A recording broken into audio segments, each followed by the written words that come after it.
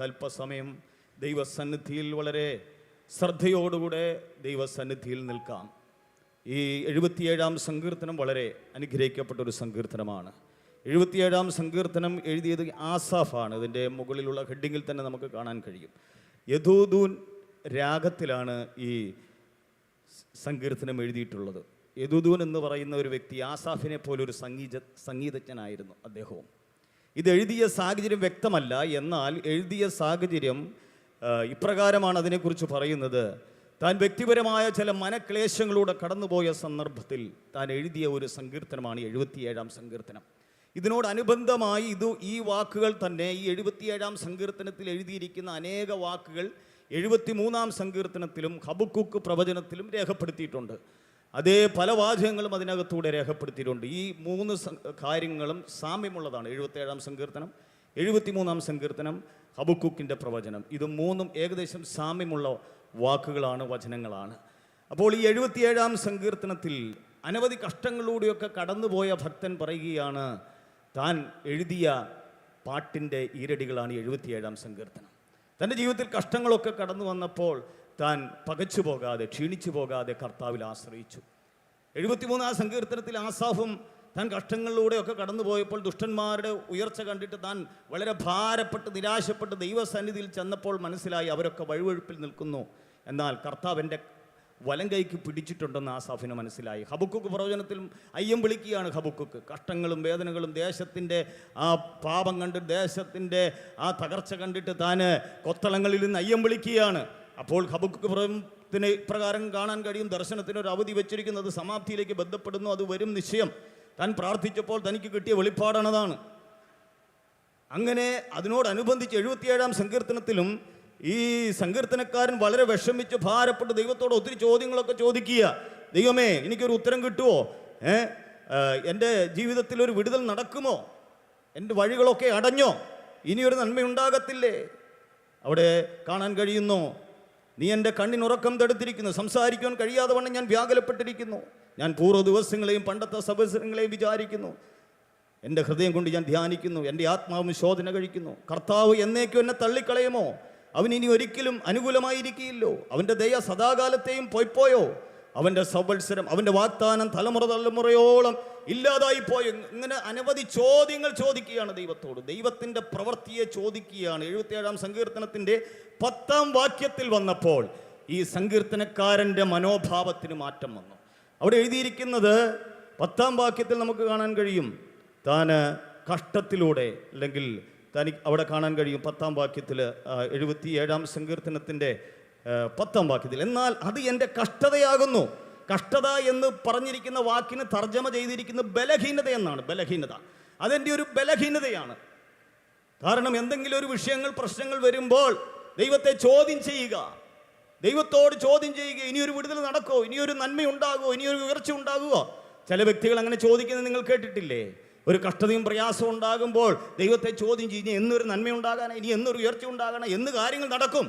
ഇങ്ങനെ ചോദിക്കുന്ന ഇത് ഈ വ്യക്തിയുടെ ഒരു ബലഹീനതയായിട്ടാണ് അവിടെ കാണാൻ കഴിയുന്നത്. എന്നാൽ 10-ാം വാക്യത്തിൽ തൻ്റെ മനോഭാവം മാറി തനിക്ക് മനസ്സിലായി ഇതെൻ്റെ ഒരു ബലഹീനതയാണെന്ന് തിരിച്ചറിഞ്ഞപ്പോൾ അതിന് അദ്ദേഹത്തിൻ്റെ മനോഭാവം മാറി അതിൻ്റെ ഒരു വലിയ പരിജ്ഞാനത്തിലേക്ക് അദ്ദേഹത്തെ നയിക്കുകയാണ്. 10 മുതലുള്ള വാക്യത്തിൽ വളരെ വ്യത്യാസമാണ്. അദ്ദേഹത്തിൻ്റെ വാക്കുകൾക്ക് മൂർച്ച കൂറി അദ്ദേഹം പറയുന്നത്, അത്യുന്നതൻ്റെ വലം കൈ വരുത്തിയ സംവത്സരങ്ങൾ തന്നെ എന്ന് ഞാൻ പറഞ്ഞു. ഞാൻ യഹോവയുടെ പ്രവർത്തികളെ വർണ്ണിക്കും, നിന്റെ പണ്ടത്തെ അത്ഭുതങ്ങളെ ഞാൻ ഓർക്കും. ഞാൻ നിന്റെ സകല പ്രവൃത്തിയെയും കുറിച്ച് ധ്യാനിക്കും, നിന്റെ ക്രിയകളെ കുറിച്ച് ഞാൻ ചിന്തിക്കും. ദൈവമേ, നിന്റെ വഴി വിശുദ്ധമാകുന്നു. നമ്മുടെ ദൈവത്തെ പോലെ വലിയ ദൈവം ആരുള്ളൂ? നീ അത്ഭുതം പ്രവർത്തിക്കുന്ന ദൈവമാകുന്നു.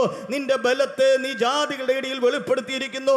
തൃക്കൈ കൊണ്ട് നീ നിന്റെ ജനത്തെ വീണ്ടെടുത്തിരിക്കുന്നു. യാക്കോബിന്റെ യോസഫിന്റെ മക്കളെ തന്നെ ദൈവമേ, വെള്ളങ്ങൾ നിന്നെ കണ്ടോടി, വെള്ളങ്ങൾ നിന്നെ കണ്ടു ഭ്രമിച്ചു. നാഴികളും വിറച്ചുപോയി. അതിന്റെ 19-ാം വാക്യത്തിൽ നമുക്ക് കാണാൻ കഴിയും, നിന്റെ വഴി സമുദ്രത്തിലോ നിന്റെ പാതകൾ പെരുവെള്ളത്തിലുമായിരുന്നു, നിന്റെ കാൽച്ചുവടുകളെ അറിയാതെയും ഇരുന്നു. ഈ ഭക്തന്റെ മനോഭാവം മാറി ഭക്തൻ പറയുക, നീ അത്ഭുതങ്ങളുടെ ദൈവമാണ്, നീ അത്ഭുതം പ്രവർത്തിക്കുന്ന ദൈവമാണ്. എന്റെ കഷ്ടങ്ങൾ എനിക്ക് പ്രശ്നമില്ല, എന്റെ ദുഃഖങ്ങൾ എനിക്ക് വിഷയമല്ല. അത് വലിയവനായ ദൈവമാണ് എന്റെ ദൈവം. എനിക്കൊരു കഴിഞ്ഞ കാലം പറയാനുണ്ട്. എന്റെ ദൈവം അത്ഭുതം ചെയ്ത ഒരു ചരിത്രം എനിക്ക് പുറകിലുണ്ട്. ഹല്ലേലൂയ. ഇന്നത്തെ ഈ കഷ്ടത കണ്ട് ഭാരപ്പെടേണ്ട ഒരു ചരിത്രം നിന്റെ പുറകിലുണ്ട്. ഭക്തന്മാരുടെ ചരിത്രം പുറകിലുണ്ട്, പിതാക്കന്മാരുടെ ചരിത്രം പുറകിലുണ്ട്, നിന്റെ ജീവിതത്തിൽ ഒരു ചരിത്രം പുറകിലുണ്ട്. ദൈവം എത്രയെത്ര വഴികൾ തുറന്നതാണ്. ഇന്നത്തെ കഷ്ടത കണ്ട് ഭാരപ്പെടേണ്ട, ഇന്നത്തെ ദുഃഖം കണ്ട് ഭാരപ്പെടേണ്ട, ഇന്നത്തെ പ്രശ്നം കണ്ട് ഭാരപ്പെടേണ്ട. എന്നെ കേൾക്കുന്ന പ്രിയ സഹോദരി സഹോദരന്മാരെ, ഓൺലൈനിൽ വീക്ഷിക്കുന്ന പ്രിയപ്പെട്ടവരെ, നിങ്ങൾക്ക് വേണ്ടി പ്രവർത്തിക്കുക. ദൈവം മതിയായവനാണ്. ഇന്ന് പകൽ മനോഭാവം മാറണ, നിന്റെ മനോഭാവം മാറണ, നിന്റെ മനസ്സിനെ ഇടിക്കുക, നിന്റെ ജീവിതത്തെ തകർക്കാൻ ദുഷ്ടൻ പല പല പദ്ധതികൾ ഒരുക്കും. എന്നാൽ അത് വിശ്വസിക്കരുത്. ദുഷ്ടന്റെ വാക്കുകൾ വിശ്വസിക്കരുത്. എന്റെ ദൈവം അത്ഭുതം ചെയ്യുന്നവനാണ്. ഇസ്രായേൽ മക്കളെ ചെങ്കടൽ കൂടെ നടത്തിയവനാണ്. ആ വെള്ളത്തിനടിയിൽ ഒരു വരണ്ട നിലം ദൈവം ഒരുക്കി വെച്ചിട്ട് അവരെ അവിടുന്ന് പുറപ്പെടുവിച്ചത്.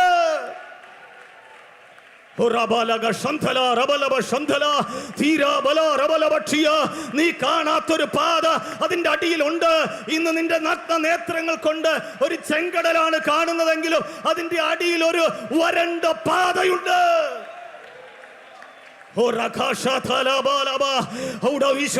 വിശ്വസിക്കുക. ഈ കഷ്ടത കണ്ട് നീ ഭയപ്പെടരുത്, ഈ പ്രതിസന്ധി കണ്ട് ഭയപ്പെടരുത്, ഈ പ്രശ്നം കണ്ട് നീ തകർന്നു പോകരുത്. നിനക്ക് വേണ്ടി പ്രവർത്തിക്കുവാൻ വലിയ ദൈവമാണ് നമ്മുടെ ദൈവം. വലിയ ദൈവമാണ് നമ്മുടെ ദൈവം. നമ്മുടെ മനോഭാവം ഇന്ന് പകൽ മാറണ. ഹല്ലേലൂയ. നമ്മുടെ വിശ്വാസം ഒന്ന് വർദ്ധിക്കട്ടെ, നമ്മുടെ വിശ്വാസം ഒന്ന് വർദ്ധിക്കട്ടെ, നമ്മുടെ വെളിപ്പാടൊന്ന് വർദ്ധിക്കട്ടെ. ഈ ദൈവം വലിയ ദൈവം തന്നെയാണ്. ഈ ദൈവത്തെ പോലെ വലിയവൻ ആരുമില്ല. അവൻ അത്ഭുതം ചെയ്യുന്നവനാണ്. നിന്റെ തലമുറയ്ക്ക് വേണ്ടി, നിന്റെ കുടുംബത്തിന് വേണ്ടി വലിയവ